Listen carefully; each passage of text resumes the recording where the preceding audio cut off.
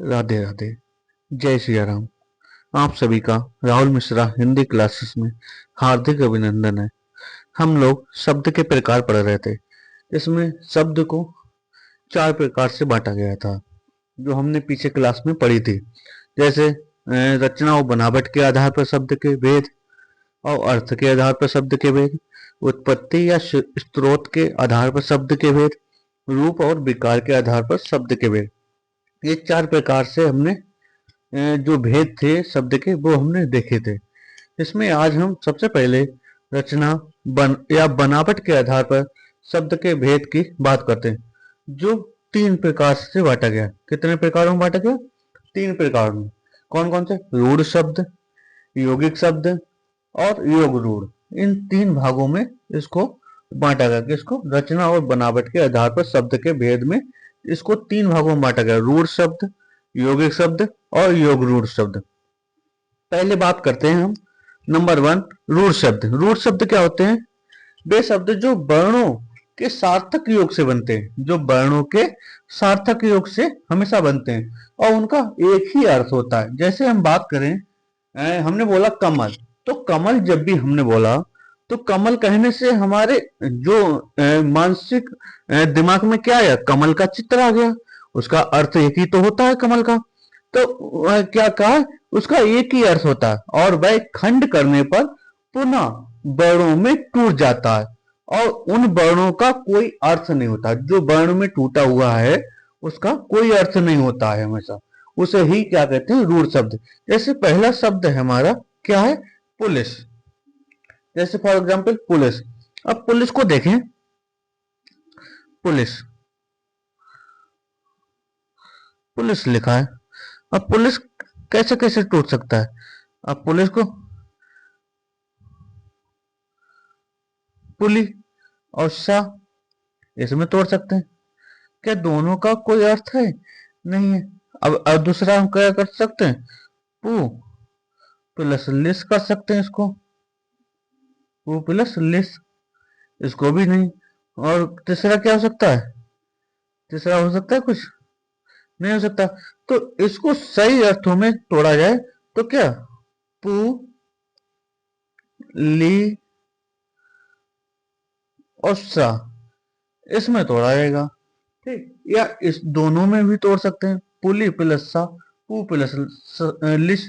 क्या इनका कोई अर्थ है? नहीं है। इनको तोड़ देने पर इनका कोई अर्थ नहीं होता। लेकिन जो पुलिस है, पुलिस का अर्थ होता है। पुलिस कहने पर जो जो खाकी कलर की वर्दी पहना होता है वो पुलिस होता है। यही तो है। फिर हम आ जाते हैं अपने फिर अगला लिखा घंटा। अब जब घंटा का, तो घंटा क्या होता है? जो बजाने वाला होता है वो क्या होता है? घंटा होता है। जैसे इसको भी देखो, घंटा। इसको किस में तो घन और टा इसमें तोड़ सकते हैं। क्या इन दोनों का कोई अर्थ है? घन, इसका कोई अर्थ नहीं। टा, कोई अर्थ नहीं। तो लेकिन जो घंटा बोला, इससे हमें हमारे दिमाग में चित्र आ गया घंटा का, जो बजाया जाता है। ठीक, ओके। अगला रूढ़ शब्द समझ गए। रूढ़ वे वर्णों के जो वर्णों के सार्थक योग से बनते हैं लेकिन उनका एक ही अर्थ होता है। और जब भी हम पुनः उसको दोबारा हम अगर वर्ण में तोड़ेंगे तो जो वर्ण हैं उनका कोई अर्थ नहीं होता। उसे ही हम क्या कहते हैं? रूढ़ शब्द कहते हैं। ठीक, नेक्स्ट देखते हैं। नेक्स्ट होता है यौगिक शब्द। क्या यौगिक? यौगिक क्या होता है? इसमें दो या दो से अधिक शब्दों से मिलकर बनता है। दो या दो से अधिक शब्दों से मिलकर यौगिक, योग मतलब करके दो या दो से अधिक शब्दों के योग से बनते हैं तथा दोनों शब्द मिलकर एक ही अर्थ देते हैं। जो भी दोनों शब्द हैं वो एक ही अर्थ देते हैं और वही अर्थ सर्वमान होता है। उसे ही हम क्या कहते हैं? यौगिक। जैसे इसमें देखते हैं सब्जी प्लस मंडी। सब्जी क्या होता है? सब्जी जो खाने योग्य होती है वो क्या होती है? सब्जी। मंडी वह स्थान जहाँ सब्जी बिकती है, वह स्थान जहाँ सब्जी बिकती है, तो उसे क्या कहते हैं? मंडी बोलते हैं। तो दोनों को मिलाने पर इसका भी अर्थ वही लिखा था, सब्जी मंडी। तो जहां सब्जी बेची जाती है वह मंडी। और ऐसे इसका जो बराबर जब आया सब्जी मंडी, इसको जोड़कर हमने लिखा तो उसका भी अर्थ सेम आ रहा है, सब्जी मंडी, सब्जी को बेचने वाला स्थान। ठीक इसी प्रकार विद्या प्लस आलय। विद्या माने ज्ञान जहाँ प्राप्त होता है। आलय माने स्थान, आलय माने स्थान, जहाँ हमें ज्ञान प्राप्त होता है वह स्थान क्या कहलाता है? विद्यालय। तो वही विद्यालय, विद्यालय क्या, जो जहाँ हमें ज्ञान प्राप्त होता है, वह स्थान जहाँ हमें ज्ञान प्राप्त होता है वह क्या कहलाता है? विद्यालय होता है। तो दोनों का अर्थ सेम ही आ रहा है, कोई डिफरेंस हुआ? नहीं हुआ। तो जब भी दोनों का अर्थ सेम आए तो वहां क्या होगा? यौगिक शब्द होगा। क्या होगा? यौगिक शब्द। तीसरा हम बात करते हैं योग रूढ़। किसकी? योग रूढ़। योग रूढ़ क्या होता है? वे शब्द जो दो शब्दों से मिलकर बनते हैं, वे शब्द जो दो शब्दों से मिलकर बनते हैं, लेकिन तथा उनके कई अर्थ होते हैं। जो दो शब्द मिलकर बने उनके भी कई अर्थ होते हैं हमारे, ठीक। और एक जो अन्य अर्थ हैं उनमें से हम कोई एक अर्थ ले लेते हैं, उसे ही क्या कहते हैं? योग रूढ़ कहते हैं। जैसे पहला लिखा है जलज, क्या लिखा है? जलज। अब देखो इसको देखते हैं। अब एक चीज ध्यान रखना, योग रूढ़ हमेशा बहुब्रीहि समास के समान ही होते हैं। बहुब्रीहि समास में क्या होता है? जब भी हम उसका विखंडन करते हैं तब तीसरा अर्थ मेरा निकलता है। यहाँ भी हमारा योग रूढ़ में भी यही कंडीशन चलती है कि जब भी हम इसका विखंडन करते हैं, इसको तोड़ते हैं या, तो हमारा तीसरा अर्थ प्राप्त होता है। जैसे हमने पहला शब्द लिखा जलज, क्या लिखा? जलज, ठीक। अब जलज की बात करें तो जल, इसको तोड़े, जल प्लस जा। अब जल, जल, जल मतलब जल होता है, जा माने उत्पन्न। क्या होगा? उत्पन्न। और जल में उत्पन्न कौन कौन से होते हैं? जल में उत्पन्न क्या क्या होते हैं? कमल होता है। क्या होता है? कमल होता है। और शैवाल होता है,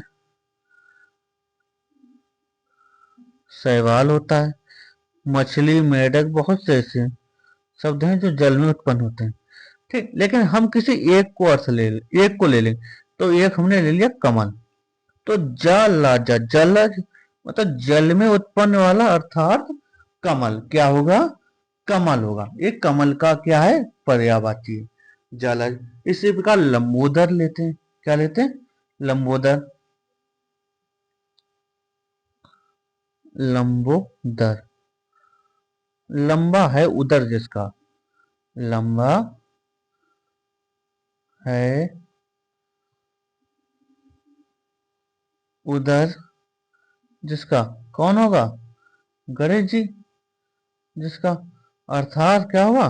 गणेश जी होगा, अर्थात गणेश जी, ठीक। इसी प्रकार तीसरा देखें दशानन, क्या? दशानन, दशानन मतलब 10 हैं आनंद जिसके, आनंद माना शेर, 10 हैं आनंद जिसके, जिसके अर्थात क्या होगा? अर्थात रावण, ठीक। तो हमेशा ध्यान रखना, योग रूढ़ में जब भी हम इसका विखंडन करते हैं, इसको तोड़ते हैं, तो हमारा हमेशा तीसरा अर्थ निकलता है। क्या निकलता है? तीसरा अर्थ मेरा निकलता है। आज के लिए क्लास यहीं पे समाप्त करते हैं। अगर आपको एक क्लास अच्छी लग रही है तो आप इस क्लास को ज़्यादा से ज़्यादा शेयर, लाइक एंड सब्सक्राइब कीजिए, जिससे हमें मोटिवेशन मिले, जिससे हम ऐसी क्लासें और बना सकें। Thank you class.